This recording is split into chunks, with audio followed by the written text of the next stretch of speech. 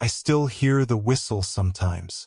Not in my ears, but deeper, like a memory that never learned how to die. It comes on quiet nights when the wind moves wrong through the trees, low and mournful, the same 3 notes it played that August in 1971. I was 22 then. Now I'm 73, and the sound hasn't aged a day. I've never told this story the whole way through. Pieces, yes. To a therapist who nodded too much. To my wife, God rest her, who held my hand and pretended she believed it was just a dream. But never like this. Never start to finish. If you're listening right now, please subscribe. Someone should remember what happened out there. Someone should know. It began in Statesville, North Carolina. A small town folded into the Piedmont like a secret. Red brick streets, white church steeples, the kind of place where everybody waves but nobody really sees you. I grew up on Davie Avenue, in a narrow house with a tin roof that sang when it rained. My father worked the Southern Railway, same as his father before him. Trains were in our blood.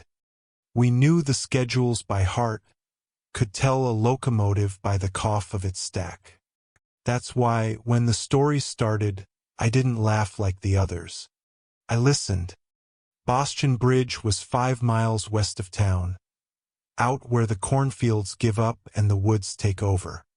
Built in 1890, iron and stone, high enough over Third Creek that you couldn't see the water on a foggy night. The train that fell was the 410 from Salisbury, August 27, 1891.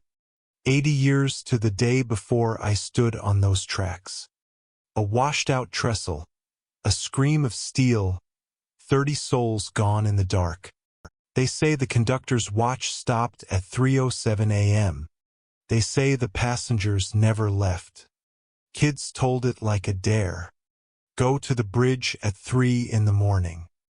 Listen for the whistle. If you hear it, run. If you see the light, pray. I was too old for ghost stories by then, or so I told myself. Had a job at the mill. A girl named Linda who smelled like honeysuckle and motor oil. A future I could almost touch. But something pulled me.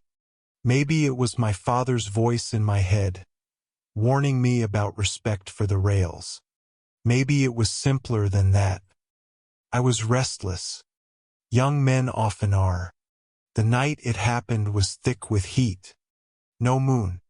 Stars smeared behind clouds like someone had rubbed them out. Tommy Hargrove came with me. He was 19, all elbows and bravado, convinced the legend was bunk cooked up by bored teenagers and drunk fishermen. We parked his Chevy off Old Moxville Road, walked the half-mile in through the trees. Crickets loud enough to rattle your teeth. The smell of pine and creek mud. Our flashlights cut weak tunnels in the dark. The bridge rose ahead of us, blacker than the sky. Iron lattice, graffiti from generations of kids who'd come before. We stepped onto the ties. Wood creaked under our sneakers.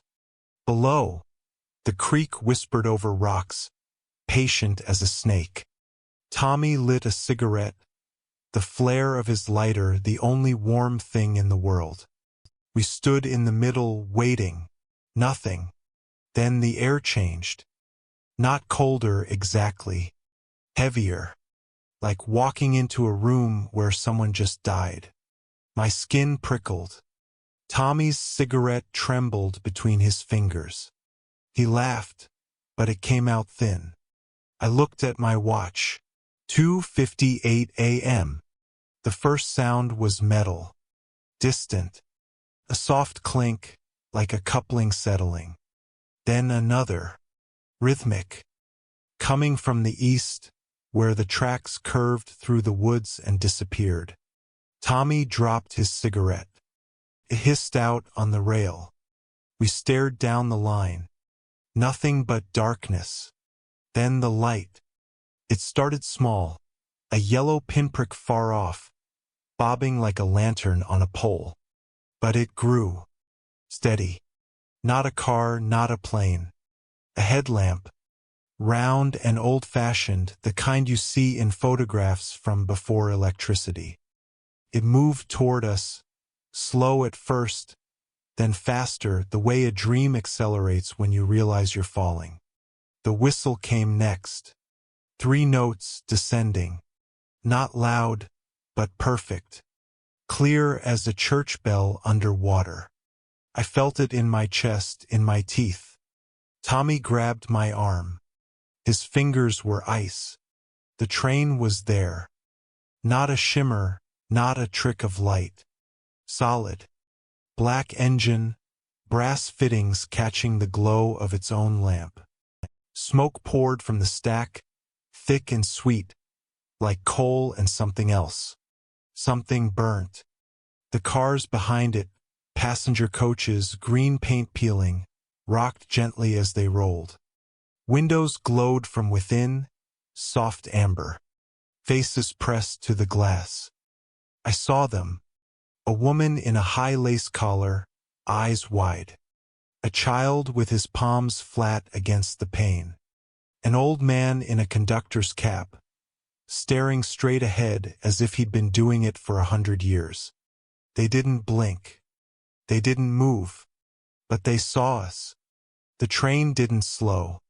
It bore down, wheels singing on the rails, sparks spitting from the brakes. Tommy screamed something I couldn't hear over the roar. He bolted left, toward the edge of the bridge. I went right. My foot slipped between the ties. I fell hard, knee cracking against iron. The train was on me. I smelled it. Hot metal, oil, wet wool, and underneath river water. Decay. The headlamp filled my vision, white and blinding. I threw myself sideways, rolled under the railing, hung by my hands over the drop. The engine passed inches from my face. I felt the heat of it, the wind of it, the weight of a century rushing by. Then the cars. 1, 2, 3. In the 4th, a window slid down. A hand reached out. Pale, gloveless, fingers curled like it wanted to touch me. I looked up.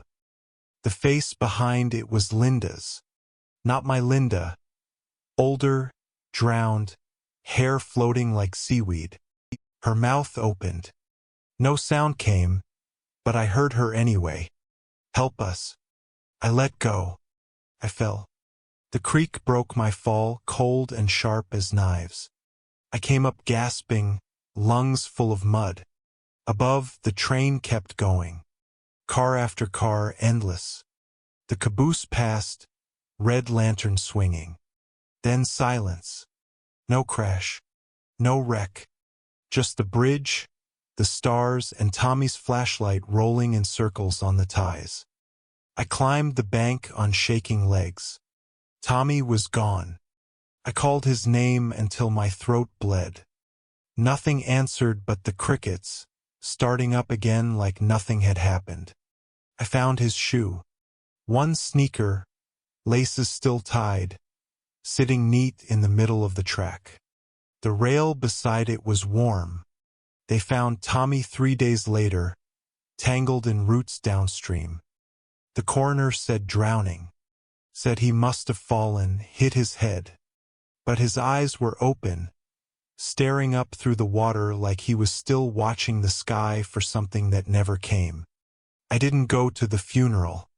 Couldn't face his mother. She'd asked me to keep him safe. I promised. The dreams started that week. Always the same. I'm on the bridge. The train comes. But this time I don't run. I step forward. The door opens. Linda waits inside, hand outstretched. She smiles, and her teeth are black with creek water. I reach for her. Then I wake up screaming. Years passed. I married a different girl, had kids who grew up and moved away. I left Statesville in 1980, thought distance might kill the memory. didn't. The whistle followed me to Charlotte, to Atlanta, to a condo in Florida where the only trains are toy ones on a shelf. But some nights it finds me anyway. Last month I saw it on the news. A grainy video shot by teenagers with too much time and not enough sense. Bostian Bridge, 3:07 a.m. The light, the smoke, the faces. They ran. They lived. But one of them, girl with purple hair, looked straight into the camera before she dropped it. Her eyes were empty, like she'd left something on the tracks. I called the station, left a message, told them to burn the bridge, dynamite it, bury it in concrete. They never called back. I'm going back next week. Alone. Got a tent, a lantern, a bottle of Jack older than my grandchildren. I'll sit on the tracks at 3 a.m. I'll wait. If the train comes, I won't run this time. I'll board. I'll find Tommy. I'll find Linda. I'll ask them why. And if you hear a whistle some night, low and sad, riding the wind through your open window, don't look out. Don't go to the light.